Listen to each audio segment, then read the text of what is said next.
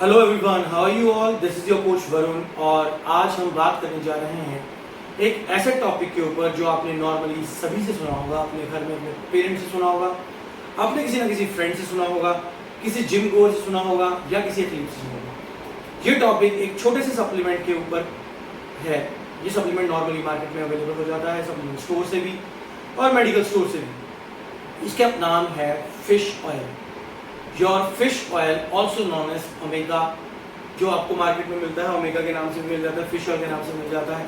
बहुत सारी कंपनीज होती हैं, जैसे कि यहाँ पे मेरे पास MPN का ओमेगा 3 पड़ा हुआ है। I am personally using it. ठीक है, तो अब हम बात करते हैं कि एक्चुअल में फिश ऑयल है क्या। देखो, जब भी मैं कोई वीडियो बनाता हूँ किसी भी टॉपिक के ऊपर, तो मोस्टली उस पर काफ़ी सारी रिसर्च मेरी करी होती है, बहुत सारे टॉपिक्स मैं नोट करता हूँ, then I try to figure it out कि क्या ज़रूरी है क्या नहीं ज़रूरी। लेकिन कई बार क्या होता है, कोई इंपॉर्टेंट कंसेप्ट उसमें से मिस हो जाता है, तो बाद में लोग मैसेज करके पूछते हैं और फिर मुझे भी याद आता है यार ये रह गया। तो आज कुछ ऐसा ना हो, उसकी वजह से मैंने प्रॉपरली टॉपिक्स ऑलरेडी नोट किए हैं, तो one by one we will discuss about that. So let's start कि एक्चुअली फिश ऑयल होते क्या हैं और कैसे बनते हैं, राइट। तो फिश ऑयल जो हमारा जो फिश होती है, जो मार्केट में आपको पता है कि फिश होती है, फिश क्या जो टिश्यू होता है, ऑयली टिश्यू, फिश ऑयल वहाँ से बनता है, उसके टिश्यू में से ऑयल एक्सट्रैक्ट किया जाता है, that is called fish oil and it is completely non vegetarian. बिल्कुल सही बात है। तो आपको फिश ऑयल के ऊपर नॉर्मली एक ये देखो रेड कलर का ये सिंबल मिल जाता है किसी भी फिश ऑयल के ऊपर। Red means it is non vegetarian and green means it is vegetarian. So the thing is, ये तो होगा कि ये नॉन वेजिटेरियन है। अब सबसे पहले जो प्रॉब्लम आती है फिश ऑयल में, या जिसको बोलते फिश ऑयल एक्चुअली है क्या, ओमेगा 3 ओमेगा 6 एसिड्स हमें इस फैटी एसिड्स इससे मिलते हैं। जो सबसे बड़ी प्रॉब्लम हमें आती है वो वेजिटेरियंस के साथ आती है। तो पहले उसके बारे में डिस्कस करते हैं। वेजिटेरियंस के साथ क्या प्रॉब्लम आती है। वेजिटेरियंस लोगों को अगर आप बोलते हो, अगर कोई कोच बोलता है, कोई डॉक्टर बोलता है कि आप फिश ऑयल यूज करो, तो उनका पहला कंसेप्ट होता है नहीं मैं फिश ऑयल यूज करूंगा। क्यों? क्योंकि it is non vegetarian and I am purely veg. See, पिछले काफ़ी दिनों से मैं इसके ऊपर स्टडी कर रहा हूँ और मैंने बहुत सारी थ्योरीज भी देखी हैं, प्रैक्टिकली भी नोट किया। जो आपको फिश ऑयल के अंदर से ओमेगा की एक्सट्रैक्शन मिलती है, जो ओमेगा का एक्चुअल कंसेप्ट मिलता है, जो एक्चुअल वैल्यूज मिलती हैं, वो आपको फ्लैक्सीड ऑयल या किसी से भी और नहीं मिलती, नेचुरल फूड से तो मिलती ही नहीं। और वैसे भी जो वेगन है, वेजिटेरियन है, उनके लिए फिश ऑयल बहुत ज़्यादा ज़रूरी है। अब वो लेते नहीं हैं, शायद इस वीडियो के बाद उन्हें कुछ समझ में आ रहा है और वो लेना शुरू करें। तो फिश ऑयल, अब हम बात करते हैं फिश ऑयल एक्चुअली होता क्या है। फिश ऑयल के अंदर दो चीजें होती हैं, that is known as EPA and DHA। उसकी फुल फॉर्म्स में साथ में मेंशन कर दूंगा आपको। एक्चुअली ये प्रीकसर है, और बॉडी के अंदर किसी भी लेवल पे इंफ्लेमेशन हो तो EPA और DHA के थ्रू वो इंफ्लेमेशन हम लोग ओवरराइड कर सकते हैं। अब बहुत से लोग यहाँ पे बोलेंगे कि डॉक्टर्स तो ये बता देंगे, मैंने पहले भी अपनी वीडियोज में बोला है, डॉक्टर्स ये नहीं बताते क्योंकि डॉक्टर्स का ये काम नहीं है। उनकी एक लाइन अलग है, उनकी एक थ्योरी अलग है, वो उसी पे चलते हैं। I am not criticizing any doctor. देखो उनकी लाइन है, कोई आई सर्जन है, कोई हार्ट स्पेशलिस्ट है, तो हर बंदा हर चीज़ में परफेक्ट नहीं होता, हम भी हर चीज़ में परफेक्ट नहीं है। उनकी अलग लाइन है, हमारी अलग लाइन है। फ़र्क ये है हम उसको स्टडी करते हैं और करते रहते हैं, और उनके पास अलग अलग तरह के पेशेंट्स आते हैं, सो उसके रिगार्डिंग स्टडी करते हैं। So coming back to the topic, actually fish oil जो है आपका गुड कोलेस्ट्रॉल जो HDL लेवल्स होते हैं उसको मेंटेन करने में आपकी हेल्प करता है, आपके ट्राइग्लिसराइड्स लो करता है, कम करता है। जब लोग लिपिड प्रोफाइल अपना करवाते हैं जिसके अंदर कोलेस्ट्रॉल लेवल्स आते हैं, तो वहाँ पे आपको बोला जाता है आप EPA और DHA के लेवल्स अपने चेक करवाओ या कोलेस्ट्रॉल चेक कराओ। तो उसको भी जो आपका फिश ऑयल है, दैट इज जो आपको मार्केट में सप्लीमेंटेशन फॉर्म में मिलता है, वो उसका लेवल सही करने पे आपको काम आता है, उनको लोअर करता है, आपके ब्लड प्रेशर को नॉर्मल करता है, आपकी आर्टरीज के अंदर प्लेग ना बने, ठीक है, और आर्टरीज ब्लॉक ना हो, किसी लेवल पे कुछ छोटी मोटी ब्लॉकेज है तो उसको भी रिमूव करने में आपका फिश ऑयल हेल्प करता है। अब बात आती है डोजेज की, लेकिन डोजेज किस चीज की, फिश ऑयल की या EPA और DHA की? एक्चुअली EPA और DHA की डोजेजेस हमारी बॉडी की रिक्वायरमेंट है। अब वो डोजेजेस हमें मिलती कैसे? थ्रू फिश ऑयल मिलती है, लेकिन उसकी कोई रेकमेंड डोजेज नहीं है। यानी जो डोजेज उसके ऊपर दी है like 250 to 500 mg, that is different for different person. कहने का मतलब है हम उसको बॉडी वेट के अकॉर्डिंग भी सोच सकते हैं, हम उसको उस इंसान के फिजिकल एक्टिविटीज के हिसाब से भी सोच सकते हैं। सो अगर आप मिनिमम देखते हो तो 250 to 500 is enough for an ordinary person, 500 mg।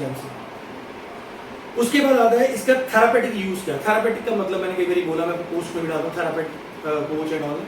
Therapeutic means किसी प्रॉब्लम के साथ रिलेटेड जो हमारे पास क्लाइंट्स आते हैं like PCOS, thyroid and all, तो वो थेरापेटिक होता है, उसको उसकी जो हम ट्रीटमेंट करते हैं दैट इज कॉल्ड थेरापेटिक। और थेरापेटिक इसके यूजेज भी होते हैं, जैसे ये आपको पेन आपकी रिड्यूस करने में हेल्प करता है, इन्फ्लेमेशन रिड्यूस करने में हेल्प करता है, आपकी हेयर फॉल कम हो जाती है।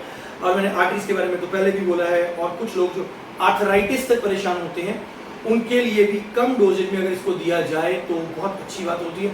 और आर्थराइटिस की जो मेडिसिन भी लोग जिनको प्रिस्क्राइब की गई है, आप अगर फिश ऑयल अपनी डाइट के अंदर ऐड करते हो एज अ सप्लीमेंट, तो आपकी जो एंटी इन्फ्लेमेटरी डोजेजेस जो आप मेडिसिन की ले रहे हो वो भी कम हो जाएंगी।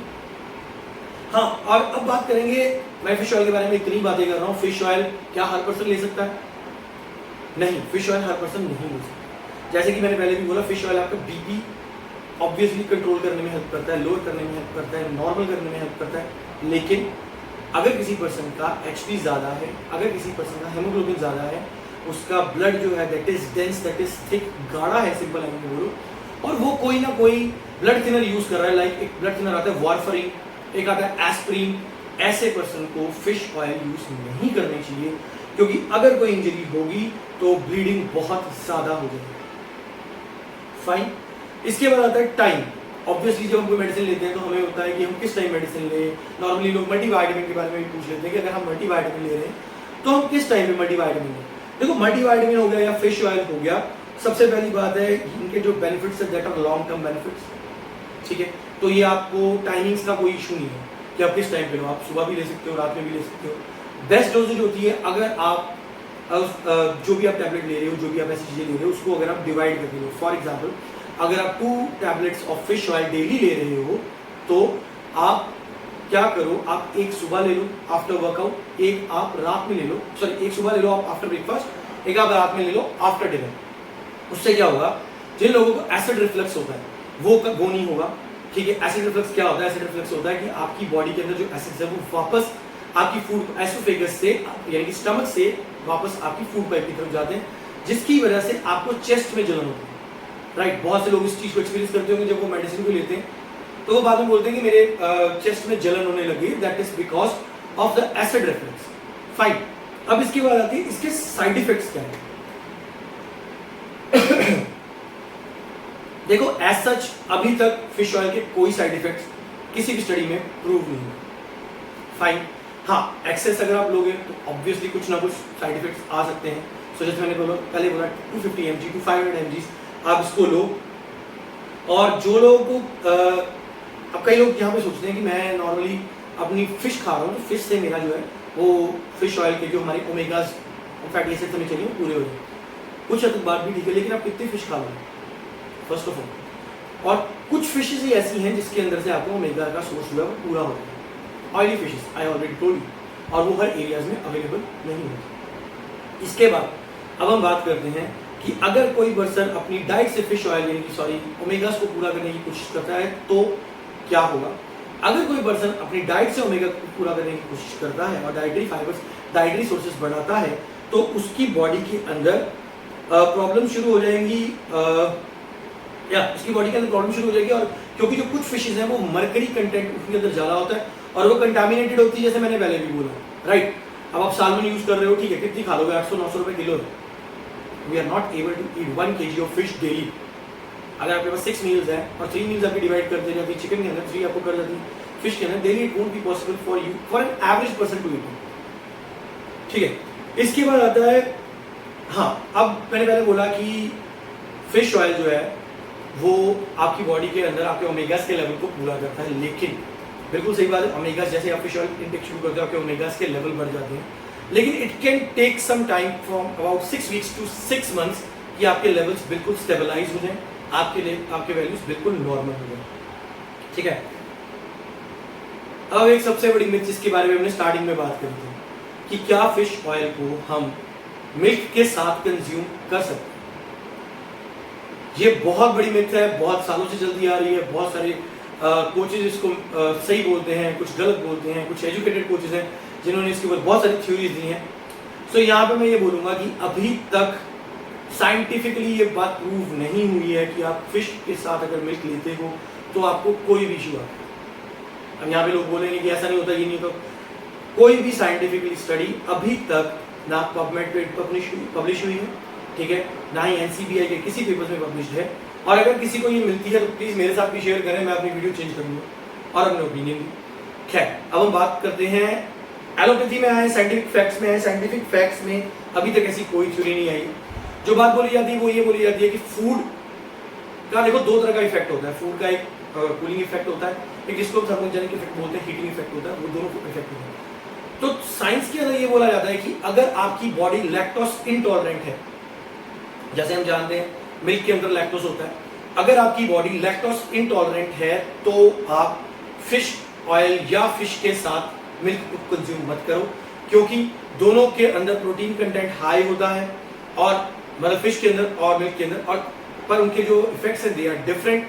सो एज सच प्रॉब्लम आ सकती है, आपको डाइजेस्टिव प्रॉब्लम्स हो सकती हैं। इससे ज्यादा कोई प्रॉब्लम नहीं हो सकती। कोई बोल रहा है मेरी डिस्कलरेशन ऑफ स्किन हो जाएगी, कोई कुछ कह रहा है, कोई कुछ कह रहा है, ऐसा कुछ नहीं होता। साइंस हैज प्रूवन इट, बहुत बारी ऐसा प्रूव हो चुका है, थ्योरीज की गई हैं। इवन की एक थ्योरी में आज पढ़ रहा था, डाइटरी फूड्स जो काउस को दिए जाते हैं, जो उनकी डाइट दी जाती है, उसके अंदर ओमेगास का कंजप्शन भी बढ़ा के देखा गया, उनके मिल्क के ऊपर कोई इफेक्ट नहीं है। किसी को ये थ्योरी चाहिए तो मैं डिस्क्रिप्शन बॉक्स में इस थ्योरी का लिंक डाल दूंगा, अगर कहीं मुझे भूल गया तो मुझे मैसेज कर देना, मैं आपको वो लिंक भी दे दूंगा। अब यहाँ पे कई इस तरह के कोचेस हमारे पास होते हैं जो आयुर्वेदा को फॉलो करते हैं, राइट।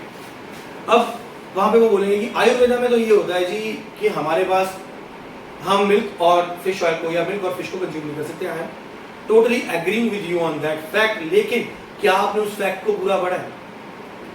जैसे हम लोग नॉर्मली बोलते हैं कि बहुत सारी रिसर्चेज आती हैं हर चीज के अंदर, क्या एक रिसर्च पेपर को पढ़ना बहुत है?